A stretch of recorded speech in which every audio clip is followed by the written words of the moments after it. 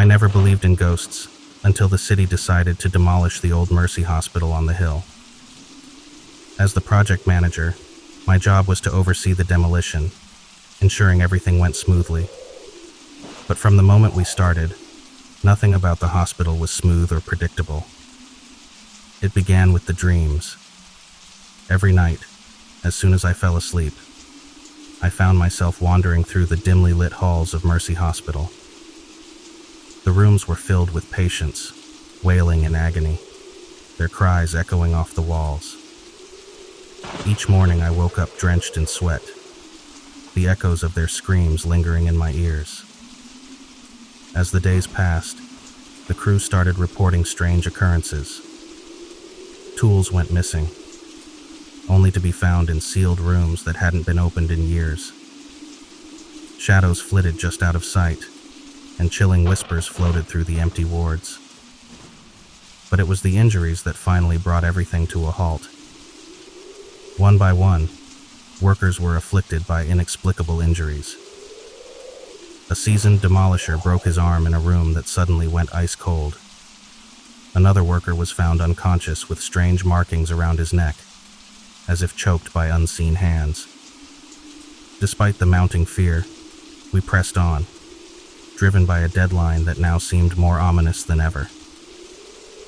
One evening, as the sun dipped below the horizon, casting long shadows over the hospital's decrepit facade, I decided to investigate the basement, the heart of the building, where the most horrific accidents occurred. With only a flashlight to guide me, I descended the creaking steps into the bowels of Mercy. The air grew colder with each step, my breath visible in the beam of my flashlight. At the bottom, the door to the morgue was ajar.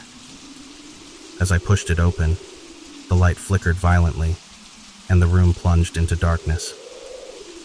Panic gripped me, but before I could retreat, the door slammed shut behind me. Trapped in the pitch black, the temperature dropped until I could see frost forming on the metal tables. Then the visions started. Flashes of the past, so vivid it was as though I was living them. A young nurse, her face twisted in terror, chased by a figure cloaked in shadows. Doctors performing gruesome experiments, their faces emotionless and cold. Patients writhing in restraints, their moans of pain turning into anguished screams. I realized then that Mercy Hospital was a place of profound suffering, its walls saturated with the agony and terror of uncounted souls. It wasn't just haunted, it was alive with the pain of the past. As the vision subsided, the room returned to normal, and I found the door unlocked. Emerging from the basement, I knew what I had to do. The demolition was called off the next morning.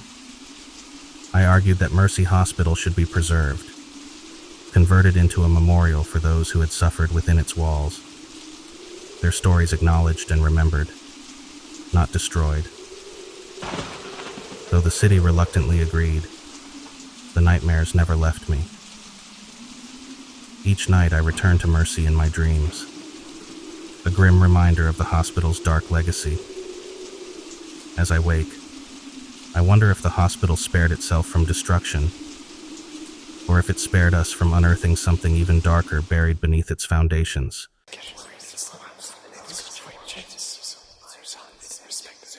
In the heart of an old town veiled in fog, there stood a mansion famed not just for its spires and dark rumors, but for one room in particular, the Mirrored Room.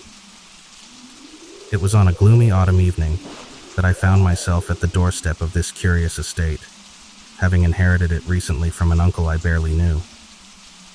The locals spoke of it in hushed tones, saying it was best left alone, but the lure of the unknown drew me in. As I pushed open the heavy front door, the house greeted me with cold air and the musty scent of abandonment. Each step echoed through the halls as I wandered, guided more by an inexplicable pull than by any map. Finally, I came upon the Mirrored Room. The door creaked ominously as I entered. Mirrors of all shapes and sizes enveloped the space, their frames ornate and dust-laden. It was disorienting and oddly captivating. Each reflective surface shimmered slightly in the dim light, as if alive. Curious, I approached the largest mirror, its surface cloudy with age. Peering into it, the glass seemed to ripple like the surface of a pond disturbed by a stone.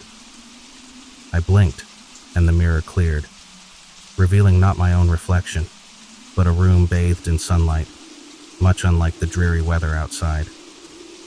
Within this sunlit room, a woman in Victorian attire wrote furiously at a desk. She seemed so vivid, so real, that I reached out to touch her world, only to meet the cold, hard surface of the mirror. As I withdrew my hand, the scene shifted. Now the room was darker, stormier. The same woman lay on the floor, a pool of red expanding from beneath her. My heart raced. Was this a reflection of the past?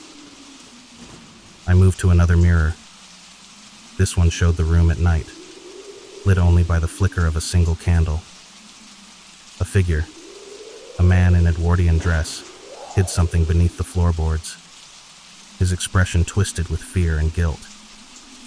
The room felt colder, the shadows deeper. Each mirror revealed a different period, each scene more disturbing than the last. I could see a child hiding in terror as shadows moved just beyond the light's reach. A couple arguing violently, their faces contorted with rage. Finally, I came to a smaller, unassuming mirror. This one was different. It was utterly dark as I stared into it, wondering if perhaps it was simply too dusty to reflect anything. I wiped the surface with my sleeve. The veil lifted, and I saw myself in the room, looking back with a pale, frightened face. But behind my reflection, another figure loomed, its eyes hollow and dark, its smile wide and menacing. A chill ran down my spine. I turned around swiftly, but there was nothing. When I looked back at the mirror, the figure was gone, and so was my reflection. It was just a dark, empty glass once more. The room suddenly felt suffocating, the mirrored walls trapping me with the secrets of the past, and perhaps the future. I stumbled out, slamming the door behind me. The images from the mirrors burned into my mind. As I fled the mansion, the weight of the room's visions pressed down on me. The woman writing, the hidden body, the lurking shadows. They were not just reflections of different times, but warnings. Each mirror a portal to the tragedies the house had witnessed, and one, it seemed, that awaited me. That night remains a vivid scar in my memory. I have never returned to the mirrored room. Some nights, though, I dream of it and wake up to see a fleeting shadow at the end of my bed, always wondering if the mansion's darkest reflection is yet to come.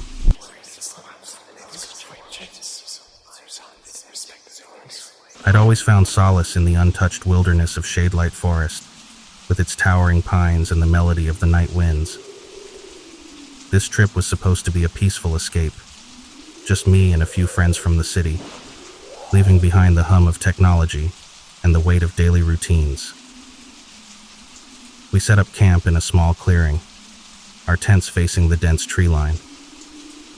The first night passed uneventfully, filled with laughter and the crackle of the campfire. But as the fire died down and we retreated to our tents, a prickling sense of unease settled over me. It felt as though we were being watched. By morning, that feeling had intensified. Our belongings were not as we had left them. Backpacks were open, food supplies scattered, and my friend Jenna's camera was found several yards away from the campsite, lens pointed towards the woods.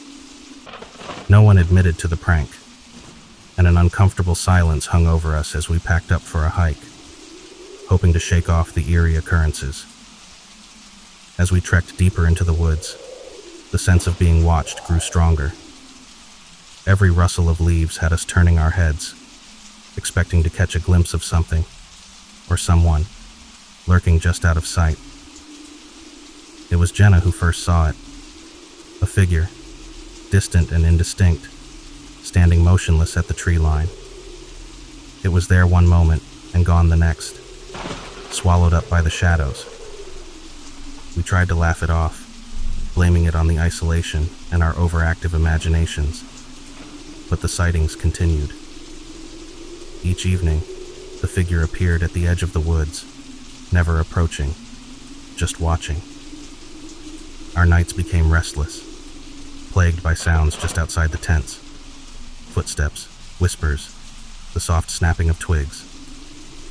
On the fourth night, driven by a mix of fear and frustration, I decided to confront our watcher. I left my tent quietly, a flashlight clenched in one sweaty hand. The figure was there, as always, a silhouette against the moonlit trees. I strode towards it, heart pounding, stopping only feet away. The beam of my flashlight cut through the darkness, revealing not a man, but a statue. Carved from wood, ancient and weathered, it stood there with hollow eyes that seemed to gaze right through me. I reached out, a mix of relief and curiosity driving my movements. But as my fingers brushed the rough surface, the air grew cold, and the forest fell silent. Then, the whisper started, voices overlapping, rising from the base of the statue. They spoke of a curse, of a guardian who protected the forest, punishing those who dared to disturb its peace. I staggered back, the voices growing louder, filling my head with screams and pleadings. I ran back to the camp, the voices chasing me, never looking back. I shouted for my friends to leave, to pack up and get out of the forest. Confusion and fear etched their faces as they followed my frantic motions, not understanding but complying. We left Shadelight Forest with the dawn, the statue and its whispers a haunting memory in the back of my mind. But the peace we sought from our retreat was shattered. Even now, back in the city, I sometimes wake in the night, the faint echo of whispers in my ears, and I wonder if the guardian of Shadelight followed us home, or if part of me never left that forest.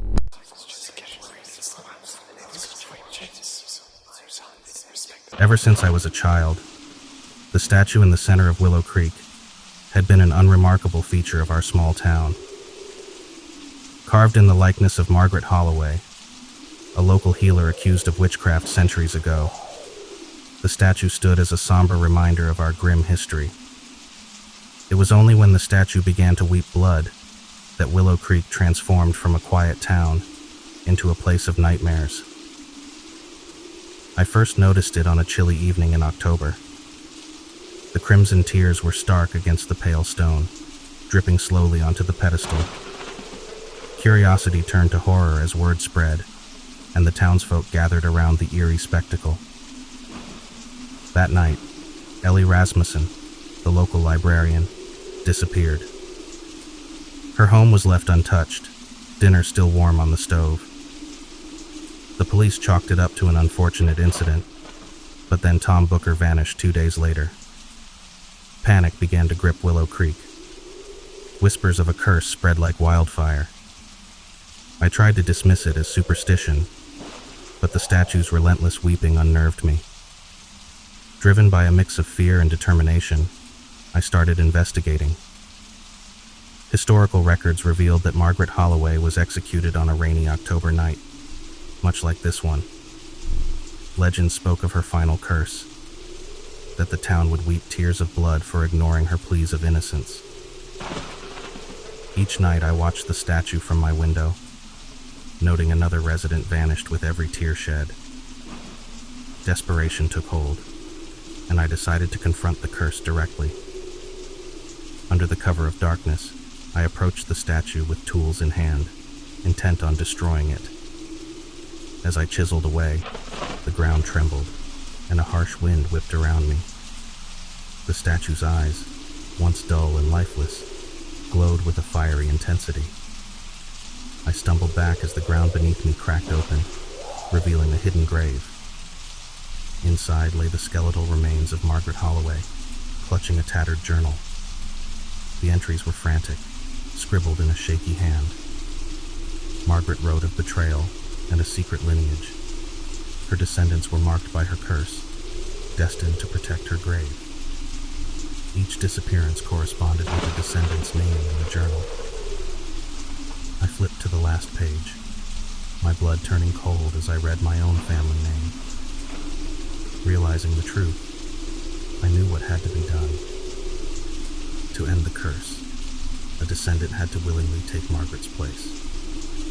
With a heavy heart, I lay down beside her bones, feeling an eerie peace as I whispered my goodbyes. The next morning, the statue was gone, replaced by a new figure, me. My last hope is that this confession, scrawled quickly on the pages of Margaret's journal, will be found by someone who understands that I chose this fate to save Willow Creek. And so, I weep not blood, but tears of relief, hoping that my sacrifice will be the last. If you find this, remember me not as a statue, but as the savior of Willow Creek. For in the end, we all return to the earth from which we came. Some of us just take longer to find our way back.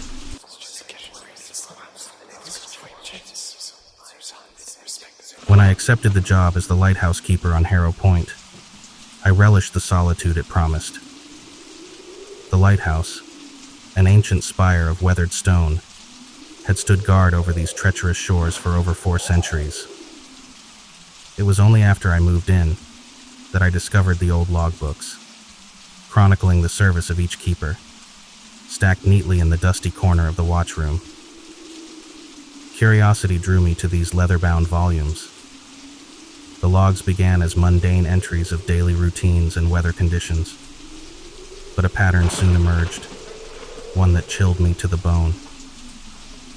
Each keeper had written of a dense, unnatural fog that rolled in periodically from the sea, shrouding the lighthouse in a damp, suffocating embrace. The entries spoke not only of the fog, but of what it brought with it. Visions, faces, and whispers that were too real to be mere hallucinations.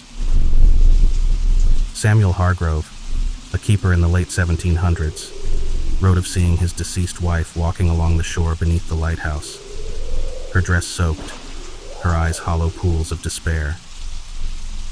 Thomas Gill, from the mid-1800s, recounted conversations with a crew of drowned sailors, their saltwater warped voices recounting tales of the deep. I scoffed at these tales, dismissing them as the isolated ramblings of lonely men.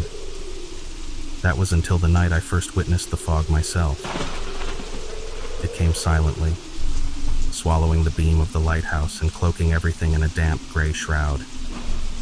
With the fog came the faces, men and women, some with the bloom of life still on their cheeks, others rotten and decayed, all of them real enough to touch, whispering secrets of the deep and warnings of doom. The visions tormented me, each visitation leaving me more drained than the last. I scoured the logbooks for any mention of how to end these hauntings, finding only a cryptic note left by the last keeper, who vanished without a trace. It spoke of a light beyond the light, hidden where the fog never retreats. Driven to the brink, I descended the cliff one evening, my lantern cutting a solitary path through the grayness. There, half buried in the rock, was an old, iron-bound chest. Inside, I found a smaller ancient lamp made of tarnished silver, inscribed with runes. As I lit the lamp, the fog recoiled, as if alive, and the whispers grew to wails of anger and despair. The faces surged towards me, their features twisted with rage. I held the lamp aloft, and the light it cast was unlike any light I had ever seen. It was not merely illuminating, it was purifying. As the light washed over the apparitions, they dissolved into the air, their whispers fading into nothingness. With the dawn, the fog lifted completely, revealing clear skies and calm seas. I returned to the lighthouse, feeling an uncharacteristic peace. The logbooks no longer spoke to me of hauntings, but of the lives of keepers who, like me, had endured the trials of Harrow Point. Now, as I add my own entries to the keeper's log, I write not of ghostly visitations, but of a newfound respect for the light we keep. The old lamp remains with me in the watchroom, a silent guardian against the fog that no longer brings fear, but a reminder of the depths both around us and within.